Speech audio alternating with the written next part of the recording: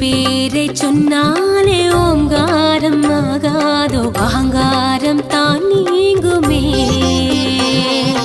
வேறென்ன இது போதும் ஐயாவும் திருப்பாதம் பணிந்தோமே என்றென்றும் சந்தோஷமே.